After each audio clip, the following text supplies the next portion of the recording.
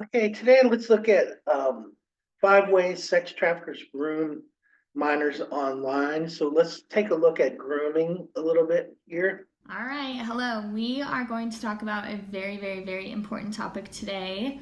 We're talking about how girls are groomed online for sex trafficking. And if you are a boy or a girl using any online platform, Facebook, Instagram, Snapchat, Tinder, Bumble, Tumblr, Pinterest, everything, you are potentially at risk. So we want to talk about what traffickers, pimps, what they use as tactics to groom you. So we're going to talk about this. Grooming refers to, I'm reading my notes. Grooming refers to when a predator builds an emotional, so that can be romantic or codependent, connection with their target to gain their trust for the ultimate purpose of sexual abuse, sexual exploitation, or trafficking. Most people do not realize that they're being groomed until it's too late, which makes sense because this person, as part of their grooming process, if they're doing a good job, they've built an emotional connection with you. They have gained your trust and they are somebody that you would never suspect. That's what makes this so terrifying. So, of course, you don't know until it's too late. Here are the main 5 ways that predators use to traffic people online. These did not come from me and my creative, whimsical, this is probably what it is. My husband runs an anti-trafficking organization. We work really tightly with a lot of anti-trafficking groups and have talked to girls who have been trafficked. So this is just the real deal. All right, so online, we love to post all of our things, all of our woes and our complaints and our successes, all of the things. These are things that groomers will use against you if you give them the opportunity. So girls posting your half-naked photos in your swimsuit seems cute. You might feel cute. Stop it. Because this shows a guy that you're willing to show off your body. You might be willing to take a risk. You're looking for compliments. You want to be told you're beautiful, sexy, hot, all of the things. That might not be what your intention is, but that is how it's received to a predator. So your vulnerabilities are used against you. This might be just targeting your insecurities. If you're online looking for attention, affirmation, love, if you are showing that you are in very obvious discord with your friends and family, if you're showing that you're isolated, depressed, suicidal, this gives somebody the opportunity to come in and fill a gap for you.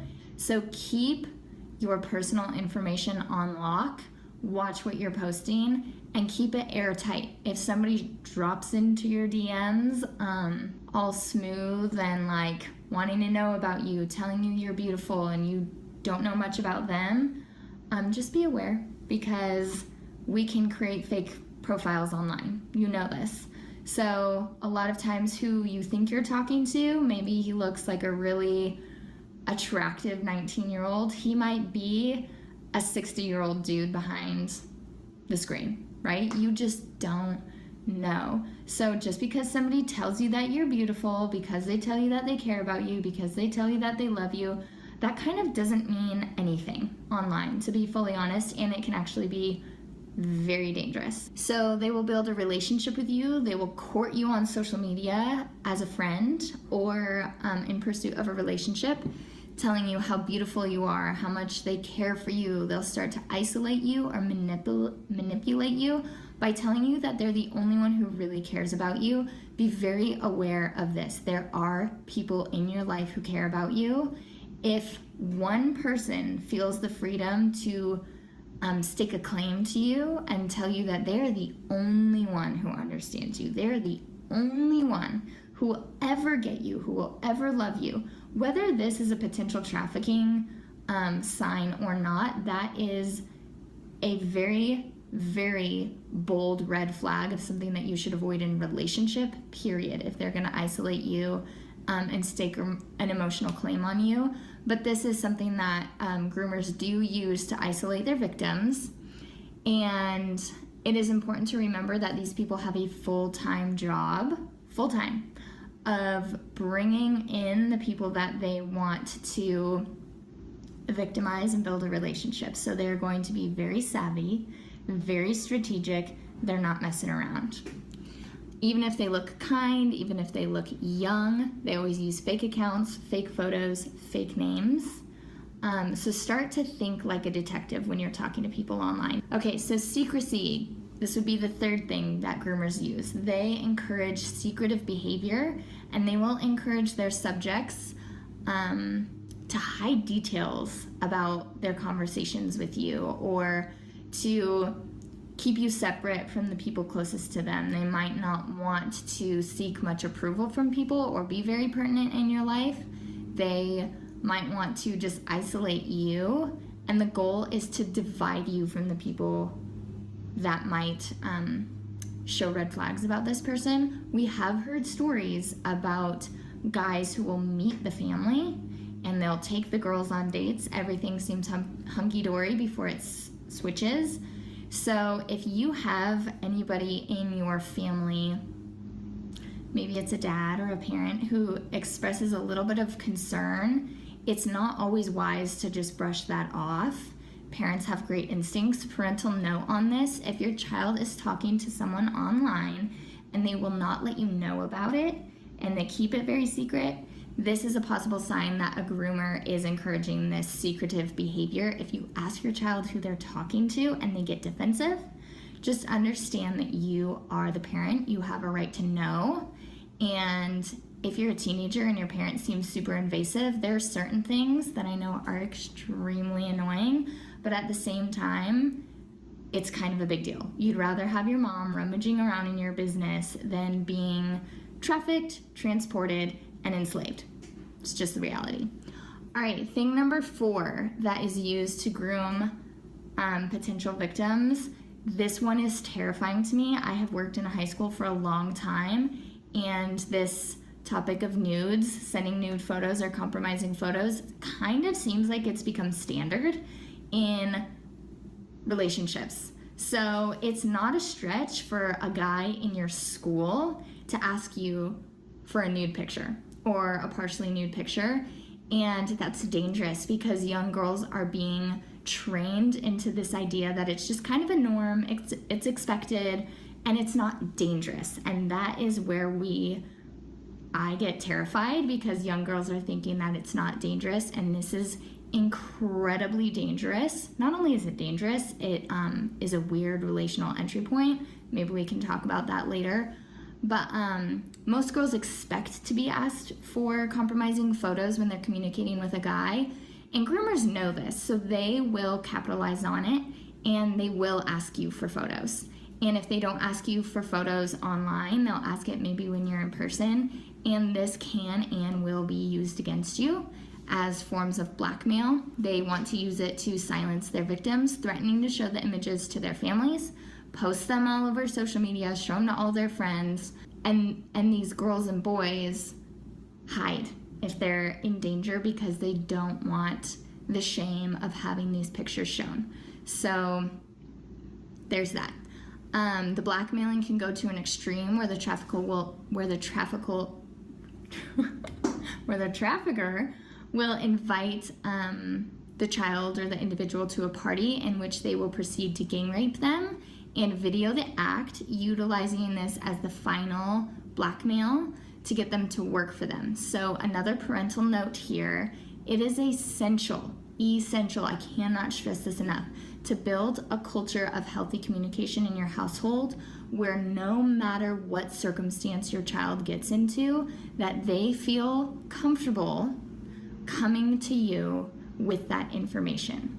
So to put this in concrete terms, if your child knows that they have horrendous digital information about them that somebody is holding over their head, and they feel scared to bring it to you and tell you because what if you kick them out of the house, or what if you don't love them anymore, then they might not tell you, and you need to know what's happening. So make it clear to your kid that you still love them, and you will help them, and you will support them no matter what they get themselves into, even if the information that they bring to you is a lawnmower.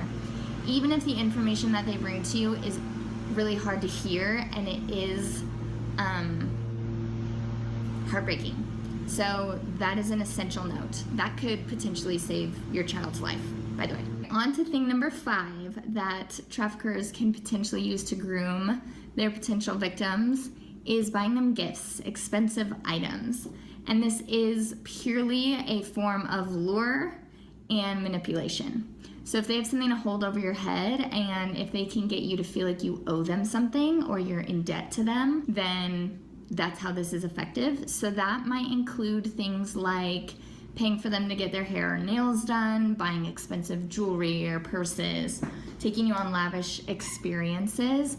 This is so that the person that they're grooming feels special and feels seen, heard, loved, whatever it is. So keep in mind that their full-time job is to build a seemingly legit relationship with you. It is to build trust. So ultimately, again, this provides an additional tool of manipulation when the groomer needs the subject's obedience. So if you are in a relationship where you see any of these things happening, or you notice it in your child, if they just randomly come home with really nice things, or they got their nails done, their hair done, that is a massive red flag. So in review, we have our 5 main things that people will use online to groom their victims. This is utilizing your vulnerabilities online. They want to use the relationship with you to isolate you and to drive you into secrecy. Strategy number 4 is utilizing nude photos, and these don't have to be fully nude. It can be anything or videos. So literally just stop sending them, stop taking them. I don't know how else to say this. It compromises your safety in a massive way, and boys don't need this. We don't need to perpetuate pornographic culture, and girls, if you don't send a guy a nude photo and he still wants to date you, that's the guy you want, not the guy who's gonna manipulate you into putting your body out there in a format that he can distribute to his friends. We just don't need this. Thing number 5 is gifts.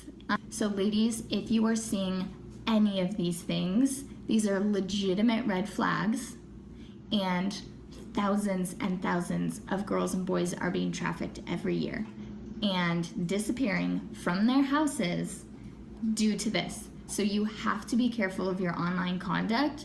I know that your parents might say that and it sounds annoying, but I am telling you, and I have talked to people who have experienced this stuff. If you know of a friend who is talking to somebody that fits some of these qualities, if they don't listen to you, and they're not really willing to hear that the person they're talking to might be dangerous, I would suggest that you go to their parents, or that you report it to your local law enforcement and they can look into it. So those are my suggestions. Just so you guys know, if this grooming process is successful, here's where it gets rough, but I want you to be educated because I need you to know. If the grooming process is successful, the lifespan of a trafficked girl, once she is officially trafficked, is 7 years because of the abuse, the drugs, the emotional strain, the whole deal. On average, a pimp in Denver, Colorado makes $30,000 to $50,000 a week. Therefore, they will be incredibly stealthy with their approach. You are not just dealing with your average everyday Joe. These are people's livelihoods, and this is the fastest growing crime in the United States. Another thing to be aware of is that 100% of all sex buyers are users of pornography. Pornography is not an innocent bystander in this topic. Pornography is the oil to the fire. It is just fueling this thing like crazy. Men don't just buy children for sex randomly, okay? Every single sex buyer is a porn user. Okay, and then final thing, just so you know, is let's talk about what the profile of one of these sex buyers is. Generally, they are 45 to 60-year-old white men, married with children. They have an average income of over $75,000 a year, and the average amount that they'll pay for some sort of sexual encounter is $200. So that man doesn't fit our potential judgment of somebody who might be a criminal. They fit more the profile of your next door neighbor, the guy who works with you, who works with your dad's friends. So this is all very confusing and very scary. And at Girl Above, our calling and our passion is to help young girls be healthy. And at the end of the day, if you are utilizing your online social media platform to be affirmed and to meet guys and to use it as your dating site, you're just putting yourself at incredible risk. And we have to be safe online. Protect your friends, protect yourself. Healthy relationships are not manipulative. Healthy relationships do not begin with sex, and they do not revolve around sex. That's just true, okay? So if you have the belief that healthy relationships revolve around sex, you can understand how you're putting yourself at risk to not even recognize the signs of an unhealthy man. So if you have questions about this, put them in the comments section. Share this video with everybody who you think needs to hear it. Again, this is happening on all social media platforms, every single social media platform. And if you want more information about any of this, again, put it in the comments section or email hello@girlabove.com. Bye. Okay, girlabove.com. So check that out. And let's see. Let's look at this one, 7 must-know signs of grooming by a sexual predator. This is fairly short. Before I even define what grooming is or get into this information in more detail, I want you to know that grooming does not occur in all child sexual abuse cases. And also, it doesn't only happen in children. This can happen to us at any age. And I just want you to hear that first before I go into the 7 stages of grooming. Now, to define what grooming is, if any of you are thinking it has something to do with hair, that is not the case. What grooming is the process by which a sexual predator gains the trust of a child or their family in order to start a sexual relationship with a child in secret. And there are many stages to grooming, and honestly, everything I read had similar steps, but some broken into 10 stages, some to 12, some to 4. And so throughout all of the reading and research that I did, I came up with 7 stages of grooming that I think are important and kind of show you the process through which someone gains our trust and uses that against us to do harm. Also know that not everyone's going to go through each one of these stages, and that doesn't make your situation not valid or anything like that. These are just some of the common stages, but everyone's process and everyone's experience is going to be different. The first stage of grooming is identifying the victim. As a sexual predator, they could pick this based on the age or the way a child or teen or adult looks, or it could even just be vulnerable traits. It could be that the parents aren't around. It could be that we have really low self-esteem or have just moved there and are trying to make friends. There could be a lot of different reasons and ways that they identify a victim. And the second stage is gaining trust and access. And I don't want you to think that when someone's trying to gain our trust or access to us, that it's going to be done in an overt fashion. Often the sexual predators are very suave and smooth and may just offer a helping hand. Like, oh, I'll help put your bag in the bus for you. I'll help your mom load up the soccer balls from the soccer game. Or, oh, I'll come over and help tutor you for that. They'll try to do small things that seem quote unquote normal in relationships as a way to gain your trust. And so know that this isn't an overt action. This isn't something that we may notice right away, but it's done as a way to help our parents trust them if we're a child, and that's how they gain access to us, or have us trust them so that they're like a normal adult in our unit, whether it's our family and extended family and friends. We think of them in a very trusting and normal fashion. The third stage is becoming important to the child or adult and giving them something that they need. This could be through manipulation, by telling the person that they're the only one that understands them and they're the only one that can help them. This could also be with children. They find they give them a lot of gifts. Maybe it's money to go get candy. Maybe it's a toy that they couldn't get otherwise, or certain equipment they needed for sports that their parents couldn't afford. They'll try to give them something or become so important and necessary in this person's life that they feel like they can't live without them or that they need to keep them around.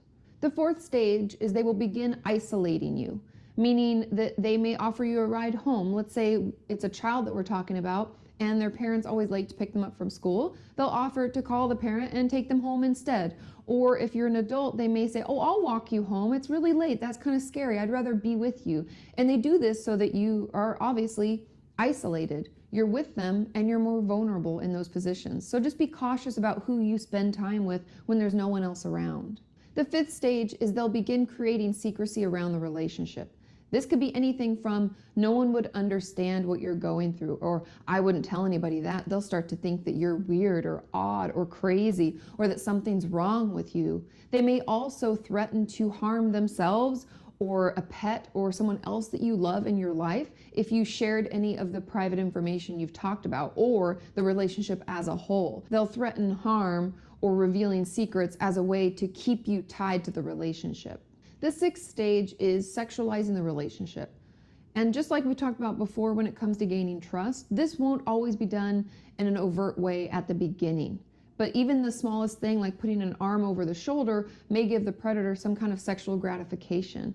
And these first stages of sexualizing the relationship could just be putting a hand on the knee, rubbing them on the back, linking arms and walking together. It could be things that we don't consider to be sexualized, but the predator is taking it that way. They will also set up scenarios where it's normal to be naked around one another, such as getting ready to go swimming, or being in a locker room and changing before or after a game, or even going to a spa. They'll set up these types of scenarios so that you become desensitized to being naked around them because you don't think it's something that makes you vulnerable or is dangerous. In the last portion of this stage, if this is a child that is the victim, they will play on a normal child's curiosities and questions about the body and use that to further the sexual relationship and move it into actual sexual touch. And the seventh and final stage of grooming is controlling the relationship. Because once the sexual abuse is happening, all of the things that they've set up, they'll use that as leverage to keep us held in that relationship, whether it's financial. Remember I said they might buy us gifts or give us things we couldn't otherwise get for ourselves. It could be that they have more power over us because they're a boss or a teacher or someone in our life who can, harm us in such a way. It could also be emotional support. Remember, they're telling us that they're the only ones that can understand us and everybody else will think something's wrong with us. They've tried to keep everything we do together a secret. And because of all of that swirling around, there can be so much shame associated with this. Because at this point, the person who's been groomed feels like they're unlovable or that they should be embarrassed and they brought this on themselves. But I want you to know that that is not the case. All of these different stages are stages of manipulation and stages of abuse. And know that if you have found yourself in a situation like this, you didn't ask for it. You are not to blame. Nothing that happened is your fault.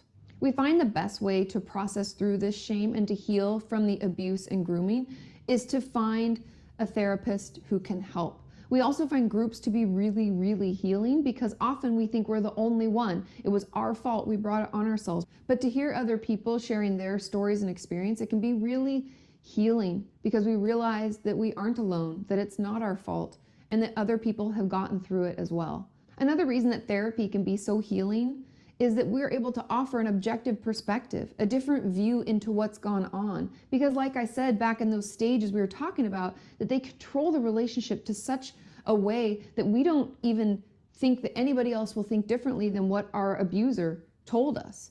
But the truth is that what they told you was all a lie. And so having someone else come in and be able to talk to you about it in an honest fashion, give an objective perspective, can allow us to finally realize that it's not our fault and that we're not to blame, and we can start that healing process. Another way that therapy can help us heal from this is by teaching us ways to practice self-love and self-care. Often when someone has taken so much from us, it's hard for us to come back and feel good about who we are and know how to give ourselves the things that we need. And working with a therapist who understands abuse, understands grooming, can be really beneficial because they'll give us the tools that we need in the moment to self-soothe, to practice self-care when it's needed most, and know that we are valuable and people do care about us. I hope that just sheds a little light on what grooming is. The more we talk about this, the less likely it is to happen. If you see a situation unfolding that looks a little off and you have concerns, please speak up. If you are in any one of these stages, know that you're not alone. Please reach out, talk to someone, tell someone. Trust me, whatever that predator or abuser is saying is not true. You have a voice. Use it. You're important and you're lovable, and other people care about you and want the best for you. Don't listen to that garbage. You are worthy. Please reach out. Trust me, it can get better. And also share in the comments if I missed things, if there are other things that you've been through or things that helped you or types of therapy you found to be the most beneficial. Let us know, because together we can stop this from happening to another person. And I will see you next time. Okay, I think that was a good video on grooming, and grooming is basically manipulation and abuse. So we'll look at we'll look at grooming more in depth when we look at Jocko Boyan's website. I think it's jockoboyansministry.org. So we'll check that out in the near future. So have a good day.